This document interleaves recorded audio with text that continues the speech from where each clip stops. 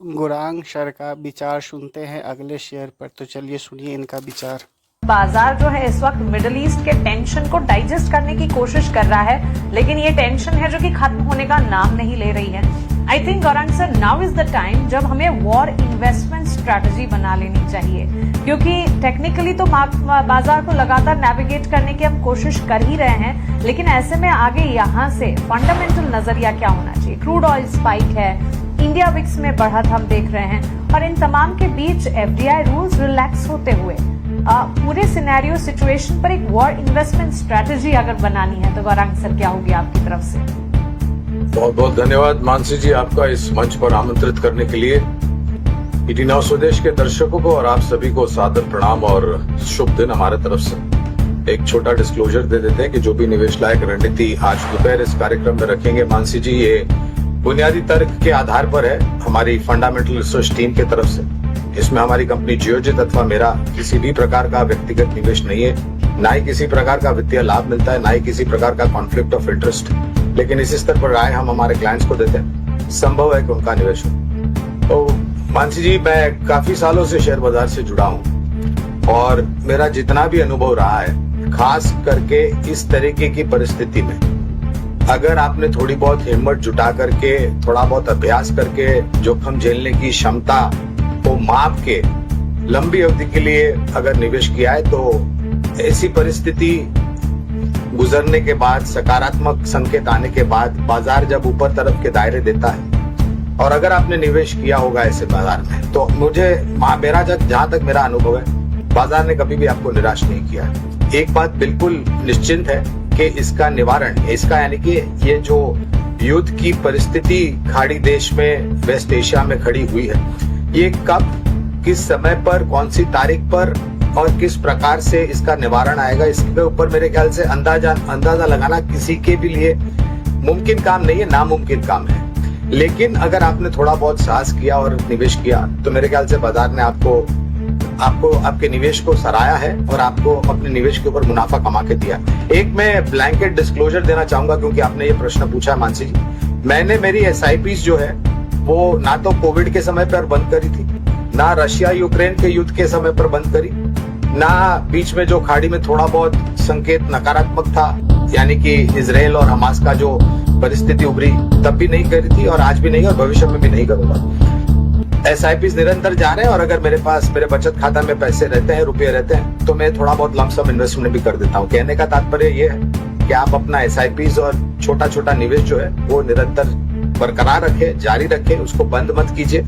ऐसे समय पर आपको निवेश करते हैं तो मूल्यांकन के रूप में अच्छे मूल्यांकन पर निवेश करने मिलता है सक्षम और मजबूत कंपनियों में। और अगर आप म्यूचुअल फंड, सिप्स या लमसम इन्वेस्टमेंट करते हैं तो आपको यूनिट्स भी ज्यादा मिलते हैं। 26,000 पर आपने 50,000 रुपए लगाए थे तो यूनिट्स कम मिलते थे, लेकिन 23,500 या 23,700 पर जहां पर आज निफ्टी है, अगर आप इस समय पर 50,000 रुपए लगाते हैं तो आपको यूनिट ज्यादा मिलते हैं। कहां पर निवेश करना है, तो मेरे ख्याल से ये निर्भर होता है मानसी जी हर एक व्यक्ति और निवेशक के ऊपर, उनकी उम्र, जोखिम झेलने की क्षमता और उनके पास कितना समय है और कितना मुनाफा कमाना है। तो मैं एक 4 या 5 क्षेत्र है जहां पर मेरे ख्याल से नजर रखनी चाहिए प्राथमिकता के रूप पर, जो थोड़े बहुत वंचित है इस परिस्थिति, ये उतार चढ़ाव जो कच्चे तेल के दाम में देख रहे हैं, नेचुरल गैस के दाम में देख रहे हैं, इससे थोड़ा दूर है। ऐसा नहीं कि असर नहीं पड़ता है लेकिन कम पड़ता है। तो वित्तीय क्षेत्र है, रक्षा क्षेत्र है, ऊर्जा उत्पादन यानी कि power generating companies, power distribution companies, कुछ हद तक गर्मी का पारा जो ऊपर चढ़ रहा है तो कुछ सिलेक्टिव कंज्यूमर ड्यूरेबल बनाने वाली कंपनियां, कुछ हद तक मुझे लग रहा है कि pharma, health care, diagnostic sector है। तो ये कुछ 5 या 6 क्षेत्र है मानसी जी जहां पर आप निवेश कर सकते हैं। और मैं मानता हूं ये परिस्थिति अनिश्चितता का वातावरण है। हर दिन, हर घंटे जिस प्रकार से खबरें आ रही हैं, हम उसके ऊपर प्रतिक्रिया दे रहे हैं और हर घंटे में ऊपर के तरफ के एस्केलेशंस हो रहे हैं, ये भी एक चिंता की बात है। लेकिन एक सकारात्मक बात अभी कुछ घंटे पहले आई थी कि 2 समुद्री जहाज भारत के स्ट्रेट ऑफ हॉर्मुज का जो समुद्री यातायात मार्ग है वहां से निकल गए हैं और भारत की तरफ आ रहे हैं। और भारत सरकार भी निरंतर प्रयास कर रही है भारत की जो ऊर्जा की जरूरत है उसको प्राथमिकता देने के लिए और सुनिश्चित करने के लिए, और वो भी ब्याज भी दामों पर। मेरे ख्याल से 26,000 पर आपको बाजार पसंद आता था तो 23,700 पर थोड़ा बहुत ज्यादा अच्छा लगना चाहिए बाजार में। बिल्कुल बिल्कुल, इस फंडामेंटल नजरिए के लिए Gaurang sir thank you so much. इस बीच हमारे साथ एक और आपका सर व्यू सीमेंट स्टॉक्स को लेकर क्या है? देखिए, नजरिया तो सकारात्मक है। आपको भी सादर प्रणाम और शुभ दिन अभिषेक भाई हमारे तरफ से।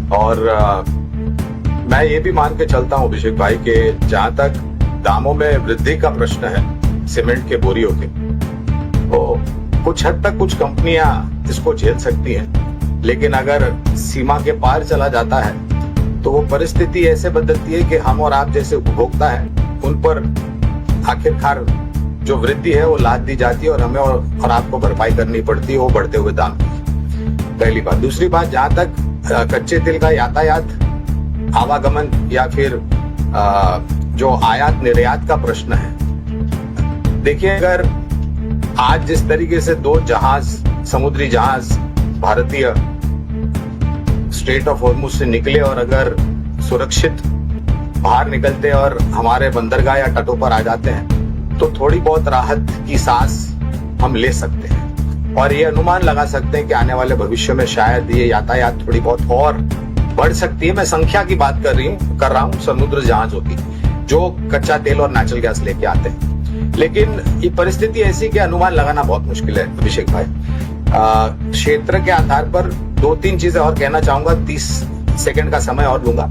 रियल एस्टेट क्षेत्र में सुधार हो रहा है, हालांकि कुछ लोग अभी थोड़ा अपनी बुकिंग जो है वो पीछे ढकल रहे क्योंकि परिस्थितियां ऐसी है, लेकिन जो इतिहास हमने पिछले वर्ष देखा था और उसके पहले देखा था, 4-4, 6-6, 8-8 करोड़ के प्रोजेक्ट्स, सिंगल यूनिट की मैं बात कर रहा हूँ, और बड़े प्रोजेक्ट्स रिकॉर्ड समय में बिक्री हो जाते थे। छोटी, मझौली और दिग्गज तीनों ही जगहों पर हमारी खरीदारी की राय है। छोटी कंपनियों में एक कंपनी का नाम है सागर सीमेंट, जहां पर खरीदारी की राय। मझौली सीमेंट कंपनियों में रैम्को सीमेंट और दालमिया भारत श्री सीमेंट, ये तीसरा नाम है। दिग्गजों में 4 जो प्राथमिक नाम आते हैं, अल्ट्राटेक, एसीसी, अंबुजा और ग्रासिल। मैं ये मान के चल रहा हूं कि लागत खर्च को लेकर के फिलहाल अगर ये ज्यादा लंबा नहीं चला और कच्चे तेल के दाम फिर से $100 या $120 तक पहुंच नहीं गए तो शायद थोड़ी बहुत राहत की सांस हो सकती है इन सब कंपनियों के लिए और अपने भारत देश के लिए और अर्थव्यवस्था के लिए और विकास दर के लिए और महंगाई दर के लिए। तो ये समीकरण जो मैं आपके सामने रख रहा हूँ, ये थोड़ा बहुत अनुमान लगा के चल रहा हूँ कि कच्चे तेल के दाम इतने ऊपर नहीं जाएंगे और अगर जरूरत पड़ी तो जो रिजर्व्स है वहां से कच्चे तेल के बैरल जो है वो दुनिया भर में रिलीज किए जाएंगे और शायद दाम को थोड़ा नियंत्रित करा जाएगा, ऐसा मैं मान के चलता हूँ। ऑलराइट, तो चलिए चर्चा सीमेंट काउंटर्स पे, पर अब वक्त तो चला है। बैंकिंग या फाइनेंशियल को लेकर गौरांग सर आपका व्यू, अगर कोई 15-20 दिन पहले पूछ रहा था तो बिना किसी दुविधा के कंसेंसस बाई था बैंक, अभी भी सर विचार वही है या फिर कुछ परिवर्तन आपने किए अपने व्यूज में?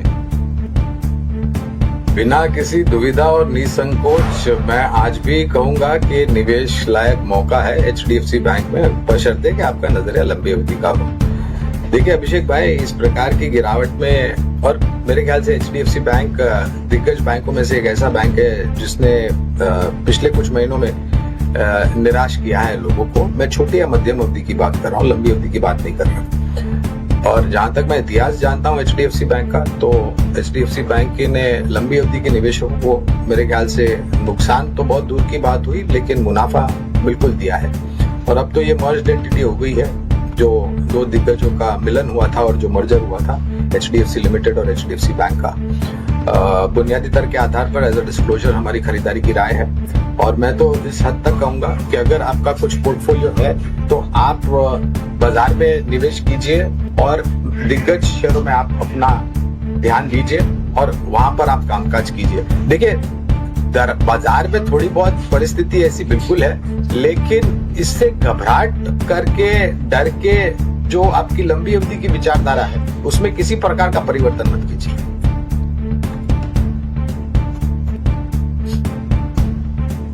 ठीक है, बैंकिंग शेयरों को लेकर ये भी हो गया। अच्छा, 52 हफ्ते के निचले स्तर वाले अगर हम शेयर की चर्चा कर रहे हैं, गौरांग सर व्यू इस पर आपसे चाहिए।